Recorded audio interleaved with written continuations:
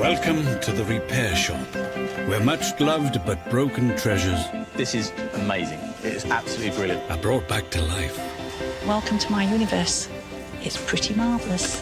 Furniture restorer Jay Blades It's so nice that we can be part of that kind of history to just keep things going. and a dream team of some of the country's most skilled craftspeople I'm having a lot of fun, and I'm really liking the end result. Sounds like teamwork. bring their talents to bear on beloved pieces of family history. Look at that. I'm liking what I see. Yes. You beauty. Utilising expertise passed down the generations, I'm going to teach you how to do it the old-fashioned way. transforming priceless pieces of family history. Oh, my goodness me. The repair shop team will resurrect the items, Oh, gosh. the memories, I'm going to have to hug you. and the stories behind them. Oh, look at that. Oh, thank you so much. Can't see it because the tears in my eyes. This is a very emotional job to do, but incredibly worthwhile.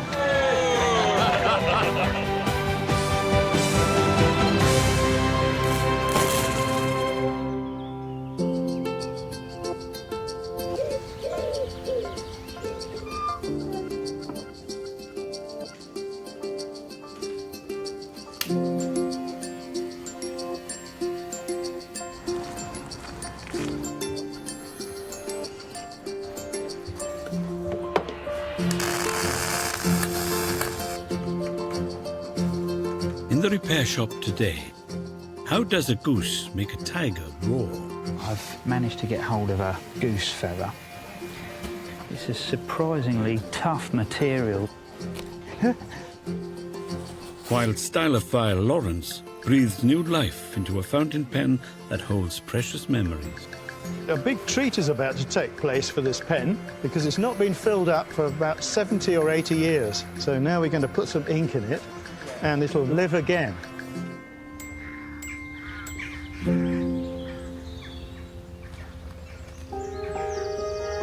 The repair shop attracts eager visitors from all over the country. And today's first is Andrew Winter from Shaftesbury in Dorset. Hello. Hello. How we doing? I'm Andrew. Hi, Andrew. Nice to meet you. Hello. I'm Jay. Hello, Jay. Nice to meet you. All right, so you've got a painting for us? I have a little portrait for you. Oh, a little Yes. one. Okay. Lucia Scalisi has been a conservator of paintings for over 30 years and has the power to bring the most faded of artworks back to life. So tell us about this painting and how you've got it. This is my mum, Margaret Jean Handley, as she was then. Really? Well, congratulations. She's very beautiful, isn't she? Thank you. Yeah. This was painted by C.J. Frost, who she always told me was her art master at her school. So how old is she here? Well, I think 17, maybe 18 in that picture. She inherited this on his death, and this hung in the stairwell. So as you came down from the bedrooms down the stairs into the hall, there would be your mother as a very young person looking back at you, which is slightly strange. Right. And it was only when it disappeared and the lonely, dusty shelf was there, you think, well, where's the picture gone? Oh, your father got fed up with looking at me, so I put it in the loft, would have been the kind of standard response. Yeah. And that's where it remained. So I haven't seen this for like 35 years. I'd forgotten it existed. Really? What did you feel when you saw it in the loft after all those years? And it was quite moving, because then you remember your childhood. So all that bubbled up from the past. And then, of course, having to explain to the 4 grandchildren who this person is and how that fitted into their memory of grey-haired Nanny. So I can see it's had a little bit of a mishap. Yeah, I think she's walked into a door or something. I don't know what's happened there. It's very dirty. I can see, you know, the dust on it and could write my name in it. But for me, it's fantastic because it's in original condition, so nobody's done anything to it. When we found out after they died and we cleared the loft, there was nothing covering it. It was just propped up in the loft. So it's, you know, that awful thing where people put pictures away and they don't really conserve them properly. Well, so again, I'm sure this should be lovely because it's a peacock. Well, Yeah, peacock feathers, and the colours that we know that are in peacock feathers are sort of reflected throughout the whole painting in her shawl, and this sort of peacock turquoise is absolutely gorgeous, and the background again. So there's references all the way through the patterning. I think it's fantastic. I think you're very fortunate to have such a beautiful portrait. And we can't thank you enough for bringing it in. My pleasure. Yeah, My it's going to pleasure. be a treat. Thank you. Thank you, Andrew. My pleasure.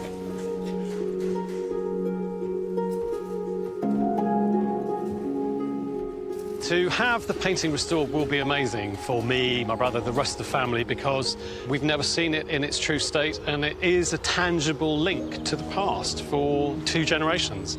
This was, you know, a mother and a grandmother, and we're quite lucky, I suppose. Not many people have got a painting that size of a relative in existence that they can pass on to the next generation. Now that is a beautiful painting. It's very beautiful, yeah, and it's great that it's in its original frame, so that's a treat too. So, I mean, the most obvious issues are the damage to the head. So this is all structural to the canvas as well as the paint layer. I'll sort this out before any cleaning takes place. All right. Yeah. Sounds like you've got your work cut out. Let's get to see your bench then. OK, great. All right. Yeah, can't wait.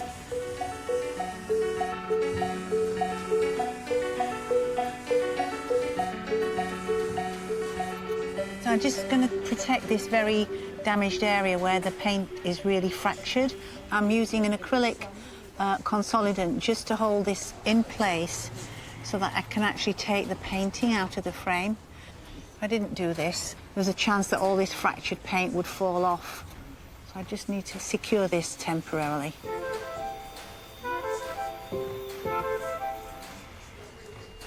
That's it. I can now put this painting face down and start working on the back of it.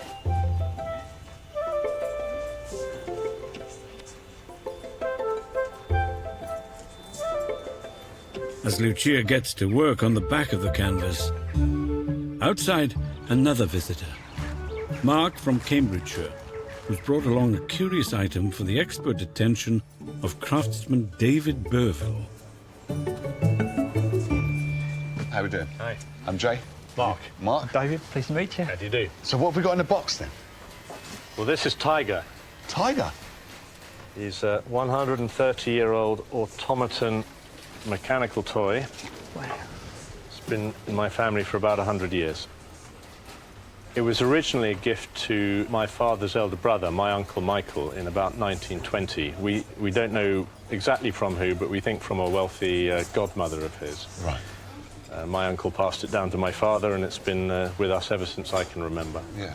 When I was a child, I remember him coming out on special occasions, and he'd be wound up and would first be kind of wary of him because he makes a low growling noise and he crouches down on his haunches. Yeah. And then when he jumps, you know, there are shrieks of part terror, part delight.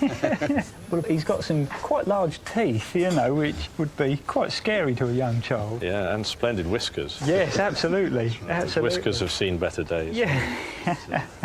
So does he work at all? He just about still works, but if we wind him up, you'll see him growling, crouching, and maybe, if we're lucky, even jumping. Right, Yeah. can we wind him up then? Can we have a go? Sure. There we go. Whoa.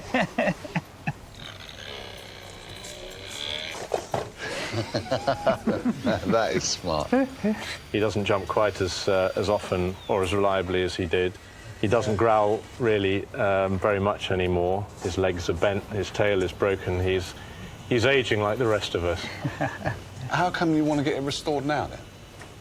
Well, my father is in his 90s now, Yeah. and has looked after and cared for Tiger for most of his life. Right. And my father loves to repair things himself. Yeah. But I think he recognises that there's so much involved in fixing Tiger that it may be even beyond his considerable skills. Right. So it means a lot to me to be able to bring this in for him, Yeah. and I'm sure he'll be thrilled when it comes back. Well, thank you for bringing Tiger. And hopefully we're going to be able to restore him and get him growling and jumping again. So, yeah, thank you. Thank you both. All right? Thank you. Thank you. Good to meet All you. right. Great, isn't it? It is great. I'm hoping that if the team here can fix Tiger up, that he'll work again like he did in his youth and be able to delight my children, my sister's children, as he did me when I was a child, and my father and his brother when they were children too. Yeah. does look lifelike, though, He doesn't does, he? yeah. He's got a good set of teeth there. I wouldn't want to put my finger anywhere near him. There's quite a lot of cosmetic work. We can see here that the leather has come unglued from places. Yeah. The mechanism is obviously working, but it's slow, so it's gummed up and it needs disassembling and cleaning and that sort of thing. OK. So let's get Tiger jumping again. That's it, yeah. We'll have him leaping away. All right, let's get him over to you, Ben. This antique toy was made around 1890 by the revered French company Roulet de Congue. Founded in 1865, they specialized in intricate moving toys, now extremely rare and highly collectible.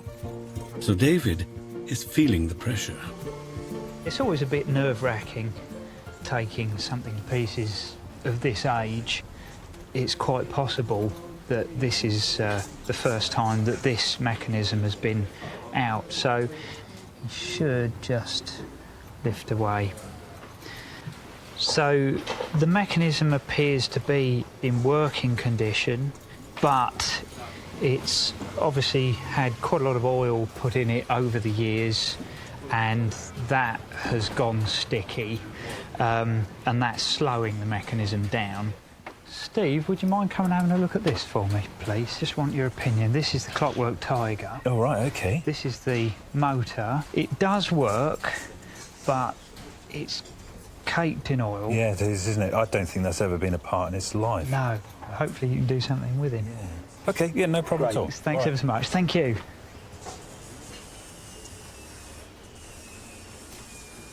It's so caked with dirt in there, it's very, very difficult to see all the components. There's certainly an awful lot of wear in one of the bearings here, and I need to re-bush that. And I think the rest is absolutely fine. I'll put it all in the cleaner, and once that's done, as long as it all cleans up, that'll be fine.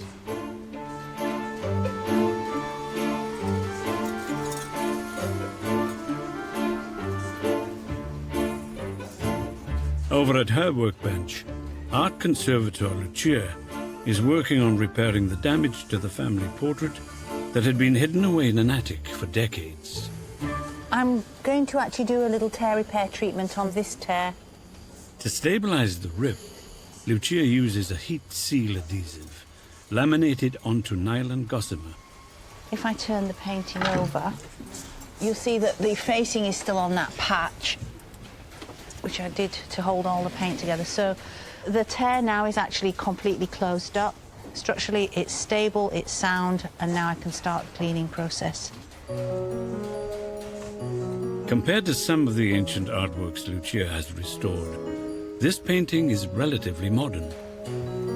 The artist Cyril James Frost painted in the early to mid-20th century, exhibiting in the Royal Academy before he died in 1971.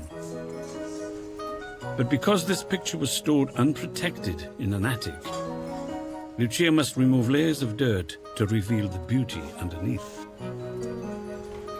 I really love cleaning it, especially when it's so satisfying because of the contrast between the before and after.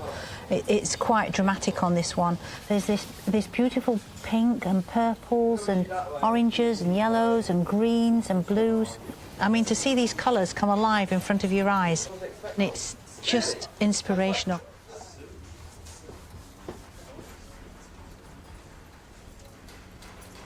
I'm cleaning in the bottom left corner of the portrait where I know there are remnants of signature. And it's a bit curious because I'm using an aqueous solvent here, and whatever's coming off is water soluble. And as I'm taking it off, I'm uncovering some of the feathers of the peacock. So there's an overpaint in here that is coming off, but I can't quite fathom out what's going on. It's a strange colour, and it's definitely an overpaint that isn't oil, and underneath is this pinky colour. And I can see the signature, and it's just dawning on me what's happening. Oh my God, her legs have been painted out. I've got a pair of legs here. This has been painted out at a much later date with a different paint. But there's something going on here because the legs aren't a mistake.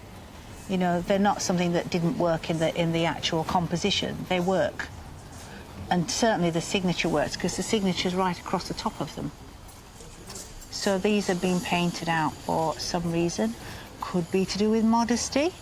I don't know. It's intriguing. This is why I do what I do. This is the really, like, exciting bit. It doesn't happen all the time, but it's like when it does, it is so thrilling. Wow.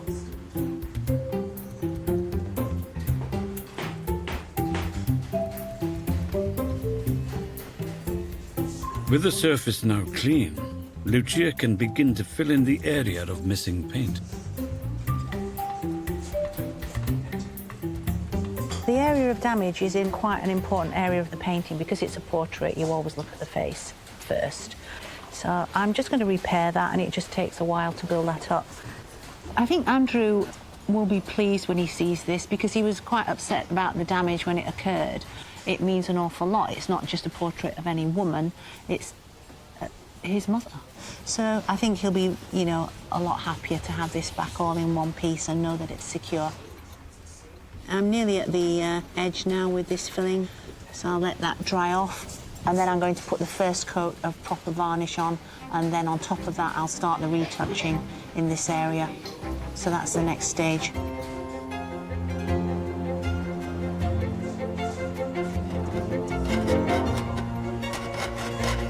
Across the workshop, David's earning his stripes on the Automaton tiger. So I'm just removing the legs at the moment. Fortunately for 130 years old, the screws are actually reasonably loose, so they're coming out nicely. So we've now got the exposed metalwork.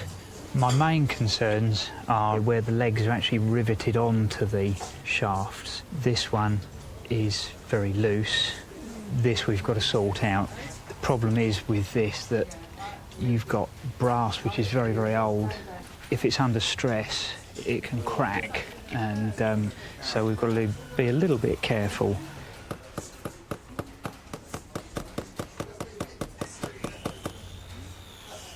That's nice and firm now.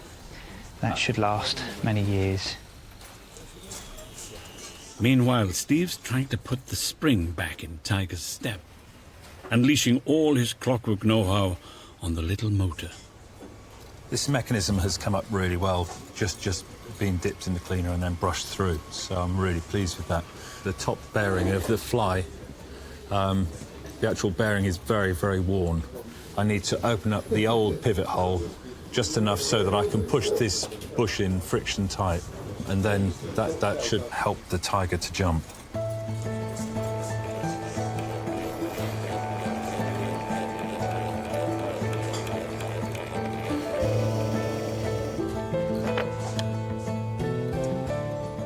There's 100 or more years of wear to the hole, so maybe this bush will last for another 100 years. Good, that's the bushing done, so I just need to get it all together and test it and get it over to David.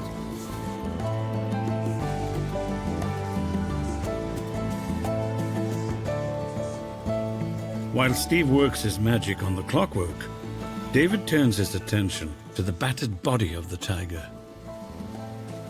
So the body is made out of paper mache, but where he attaches to the wooden body, it's obviously been damaged. His body's been pulled away from his base plate. So we're just tearing off little pieces at the moment, and then I'm just putting a bit of thinned hot animal glue onto the paper, just moulding it round to build up the shape again. Paper mache was used because 130 years ago, of course, you didn't have plastic, and paper mache does have a little bit of flex and movement, so for something like this, it was the ideal material, really. Steve's back, his repair on the clockwork mechanism complete. Oh, it looks fantastic. Yeah, absolutely fantastic. I'll wind it up and show you. There's a lot of power in it now. Yeah. I've pushed the top of the fly as well, so yeah, it's not rattling around, but... No. You see how much wind that's creating? Oh, yeah. I mean, that is really, really strong. That's going to jump a He's mile. going to be really, yeah. we're going to have to hold him by the tail, I think. Yeah. God, that's incredible. OK, all right. Thank you. Cheers. But it's not just the tiger's movement that was an issue. His once powerful roar is now more like a meow. And David wants to get him loud and proud again. I'm going to have a look at his growling mechanism. This is effectively a miniature drum, and in the centre, this is actually a piece of feather quill, and that rubs up against the governor when the tiger crouches, causing him to growl. But unfortunately, on this side, it's snapped and it's come loose. So I'm just going to wet the inside of the drum skin. That's just moistened the glue, and that's released the old quill from the skin.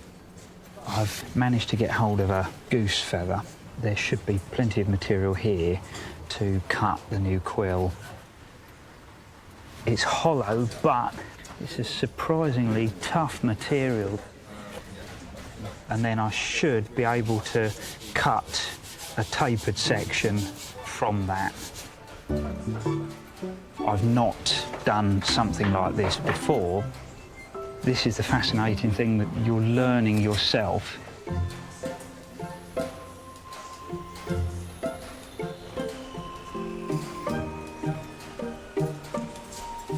So I'm going to just shave that down either side to a taper, and then hopefully that's going to work and we'll get the tiger roaring again.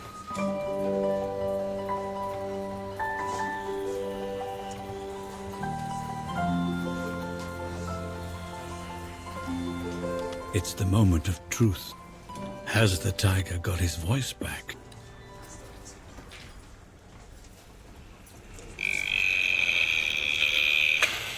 So he's now growling and he's carrying on in his cycle. So I'm going to start screwing his legs back on now.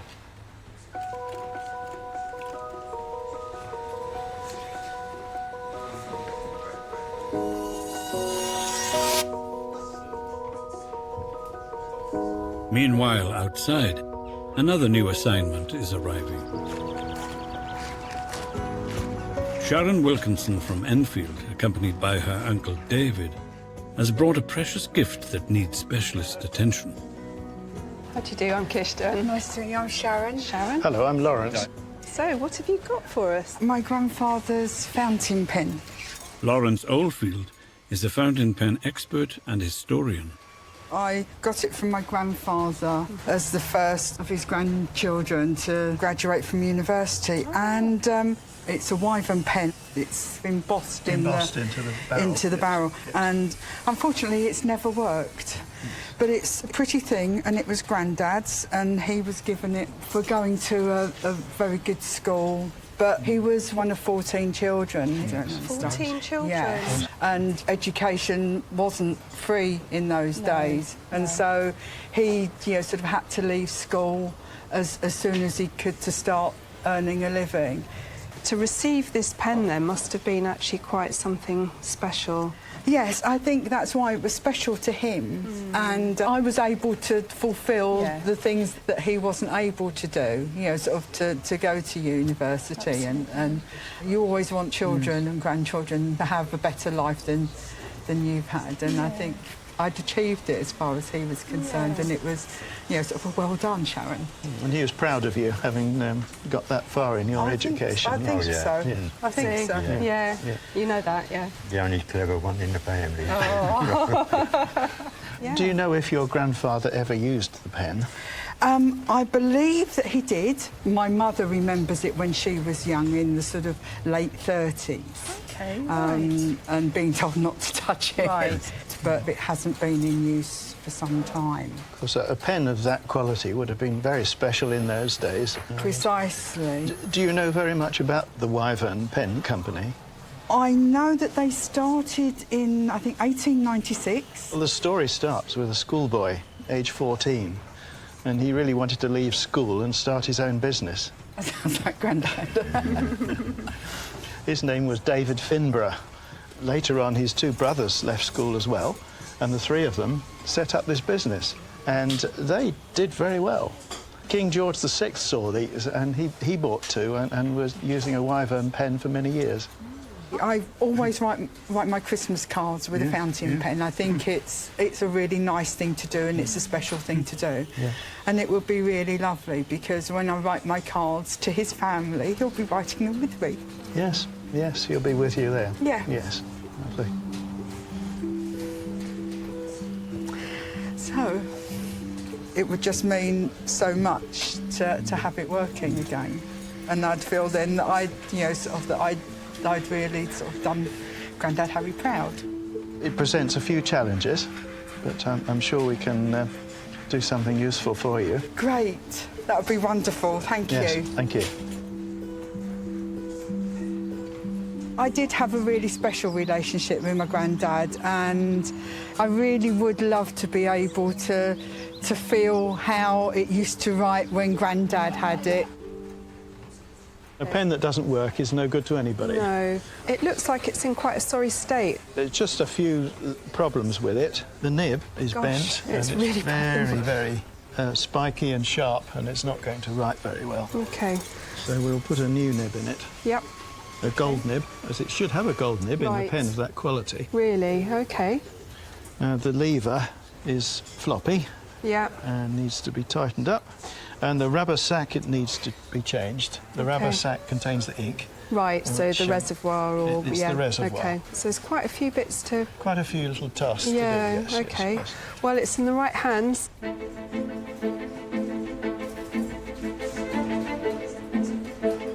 The first job in the transformation of this aged pen back into an elegant writing tool is a deep clean.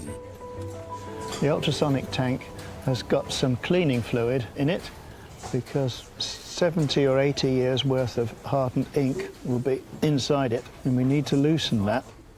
The next job is to separate the nib section from the barrel. But it's been decades since the pen was last used, and as a result, it's seized pretty solid. We're gently warming it, the pen, all the way around the joint to help expand the plastic. And this is the most tricky part of the whole operation, in that if you don't do it right, it's possible to crack the barrel, and then that pen is destroyed, essentially. So I have to be very careful at this stage.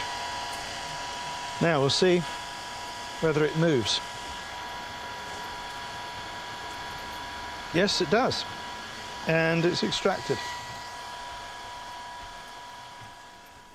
I always like to think of the people who have used a pen when I repair it. There's probably written many letters and maybe even done many examinations and had quite an interesting life. So that does give me some enjoyment when I do repairing.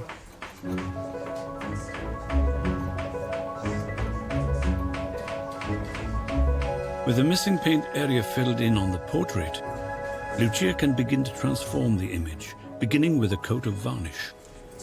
You can see where the painting starts to appear, where the varnish is, and this is saturating the surface. That's lovely. It's a nice glossy saturated look. I'm pleased with that. Clean this away and I'll leave that to dry.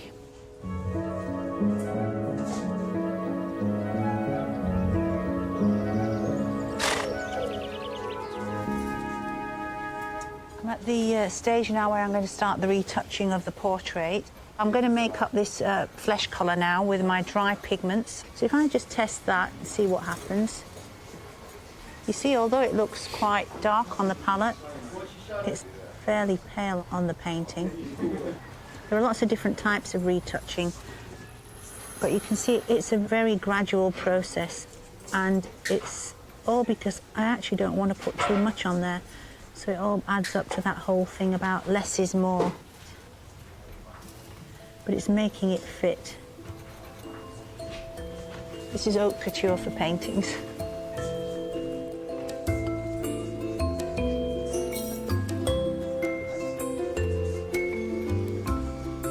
Repairing the 130-year-old mechanical tiger toy has been a team affair. Steve's overhauled the mechanism, David's restored the growl, and now Susie's giving him some finishing touches. I'll clean his eyes. A little bit of dental work as well. With teeth, growl and prowl now restored, the tiger makes his way back to Cambridgeshire, where Mark is preparing to present him to his father, David, for whom Tiger is a precious piece of family history. The tiger's important because he's just about the only toy handed down from generation to generation.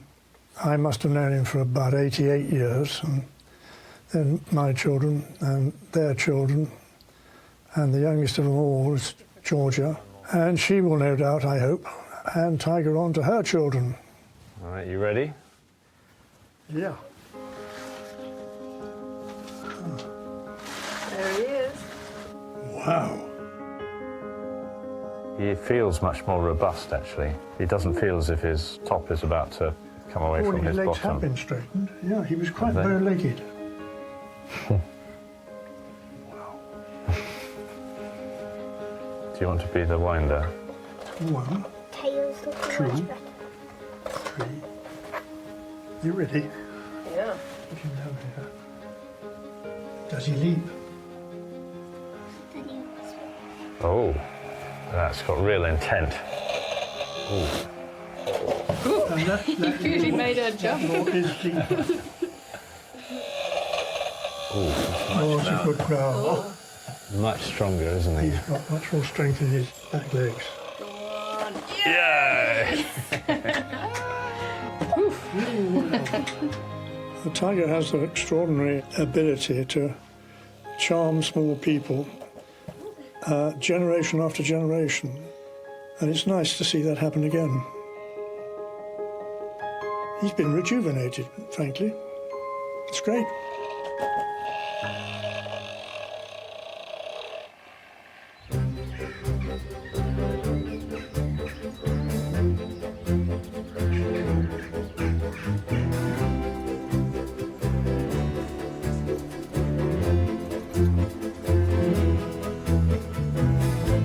Back at the repair shop, Lawrence is continuing to dismantle the antique fountain pen. There we have the nib and the feed extracted. This is the old damaged nib, which I've just removed, and this is the Wyvern 14-carat nib of the right vintage, which I'll fit to the pen. I've also managed to recover from another old Wyvern pen the right feed. We have to put the nib and the ink feed in intimate contact with each other, and to place them within the section that joins the whole thing into the pen. That's it. It's gone in perfectly. So now we're in a good position to put the ink sac on. And to do this, we take a piece of latex rubber tube and glue it onto the back of the ink section with some shellac.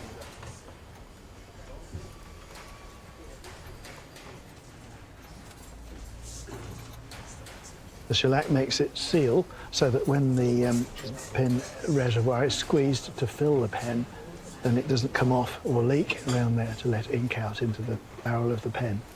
Now we're in a position to put the pen body back in, but first of all we have to renew the spring that is rusted. So we'll throw that away, put in a new one. It's got to be lined up exactly with the lever, so that when the lever is raised, this bar is pushed down and the sac inside the pen is compressed. So we're pushing this up inside the barrel, lined up precisely. I have to make a space between the spring and the pen barrel so that it can be placed in. Years of experience have shown me that I've got to get it just in the right place, otherwise the pen won't operate properly. So now you can see it's got a spring on it.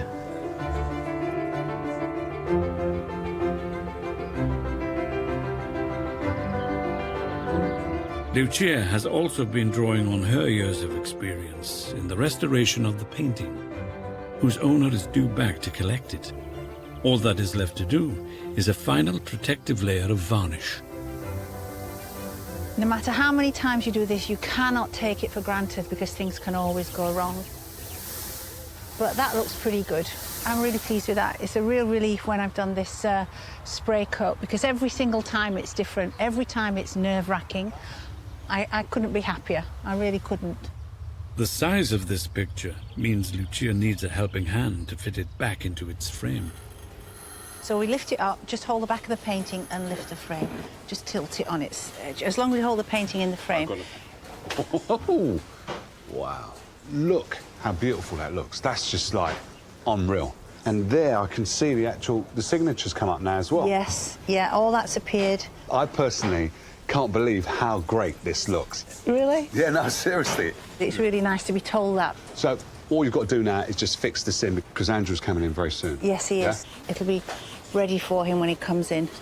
But you've done, again, a brilliant job. Thank you. Thanks, Jay.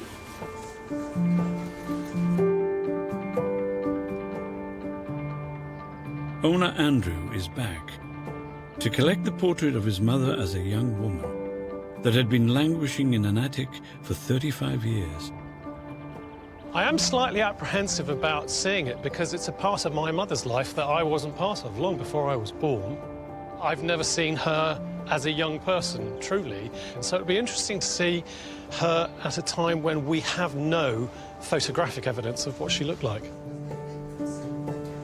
Hello, Andrew. Hello, Lucia. Yeah. How are we doing? Good to see you. Likewise. Nice to see you again. You ready for this? Am I ready? Yes, I'm ready. Yeah. Shall we just do it? Okay. Oh, my gosh. Wow. Whoa, that's extraordinary, isn't it?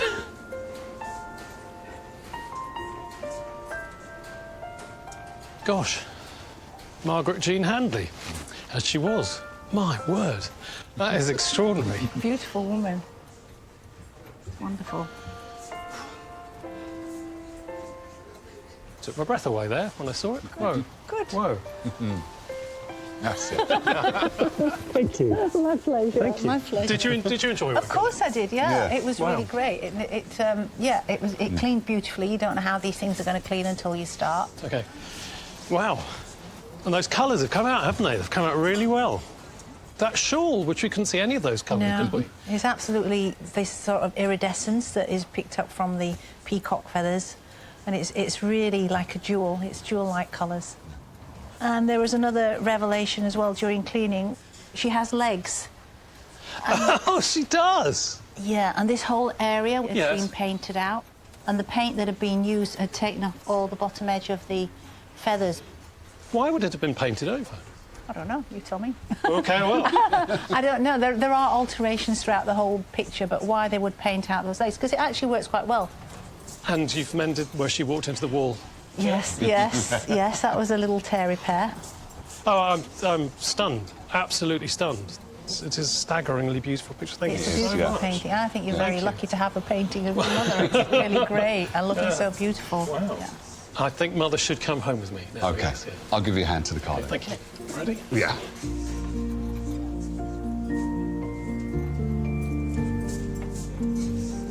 I don't think I was really expecting to be quite so emotional when I saw the picture for the first time. It really was a surprise. It took me off my guard. I mean, it is extraordinary to see a picture of somebody you sort of know but have never really seen in that way as a beautiful young woman. Yeah, it really did bring a lump to my throat.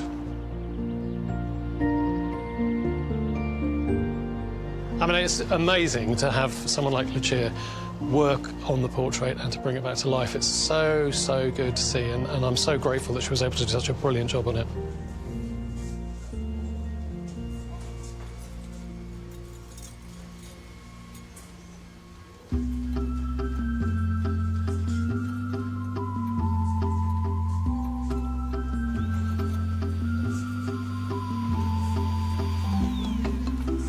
As Andrew carefully transports the painting to be reinstalled in the family home, fountain pen expert Lawrence is ready to see if the pen will now fill.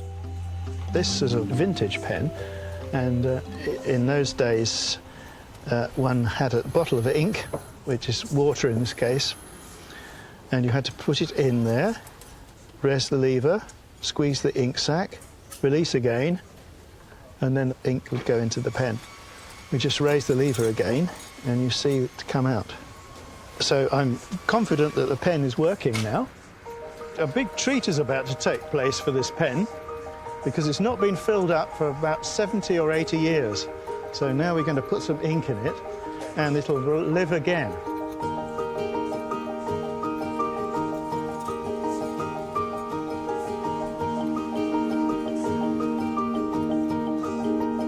The first person to write with this newly renovated pen will be owner Sharon, whose grandfather gave it to her when she was the first member of their family to graduate from university.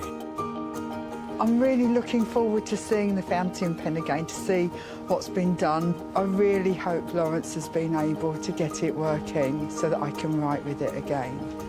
Hello. Nice to see you again. Good to see you again, yes. Nice to see you. How are you? I'm fine. Eager. It's not Christmas yet, I know, but it's like Christmas, isn't it? Sharon, are you ready to see the pen now and see what's been done to your prized possession? There it is. Wow, look at it. Oh, it's gorgeous.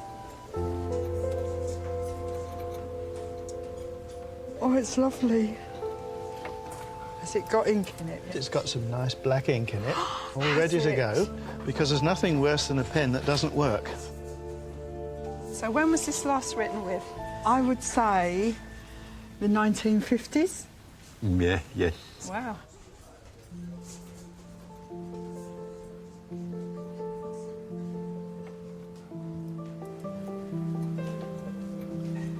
It feels strange but familiar. You know, sort of, it's kind of like Grandad's with me. To think that the last time this was used, his hand was holding it. It's really quite strange and emotional. It's brought him closer again. Yes. And it's just lovely to have. Thank you so much. Oh dear. Yes. Yes. Yeah, okay. Thank you so much. I always like to hear the story behind pens that I restore. It makes such a difference to me as a restorer. It's just such a wonderful place. Thank you all. When I first started to use the pen, I knew exactly what I was going to write. I knew I was going to write my grandfather's name. Every time I use it to write letters, he'll be with me again. So I'm just so grateful that Lawrence was able to repair it. It's just lovely to have.